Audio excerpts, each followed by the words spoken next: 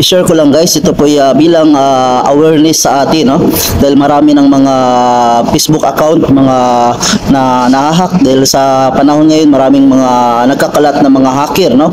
Walang magawa sa buhay dahil diyan sila kumikita, trabaho nila, no? Yung trabaho nila na bilong sa kasamaan. So hindi magandang hanap buhay, no? So nakakaperwisyo ng ibang tao. Ayan, so walang magandang mapapatunguhan yung mga ganitong klaseng tao, no? So ito po, meron akong ipapakita, no? Kapag meron kayong ma-receive na ganito, ayan, so kapag may na-receive kayong notification na ganito, na review restrictions, wag kayo pong basta-basta mag-click ng mga ganyan dahil ay ma-hack yung account nyo. Delikado po, bigla na lang mawala, no? Tapos gamitin sa ibang bagay at ang picture nyo nakalagay at ang yung pangalan nyo. So ginagamit po ng hindi maganda, no?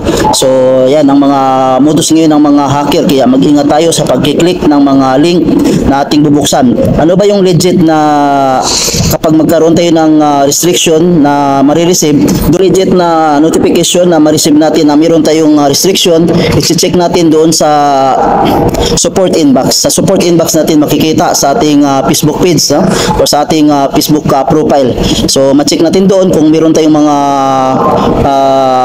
violation or mga restriction o ano man yung ma-receive natin na doon tayo mag-check para legit na totoo.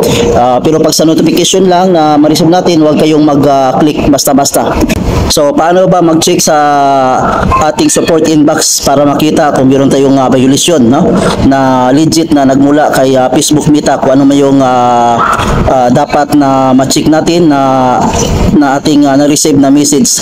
So dito ay sundan nyo lang ako. So una, punta tayo sa Facebook. Sa ating Facebook, i-click natin. And then dito sa right side, click natin yung my profile sa right side. Then so scroll down natin. Yan, so pindutin natin ang help support. So sa help support makikita natin dito ang support inbox. I-click natin ang support inbox. Ayan, pag na-click ang support inbox, so mayroong your alerts. So ito po yung your alerts ang pindutin. So yan po. Yan, so ibig sabihin no violations.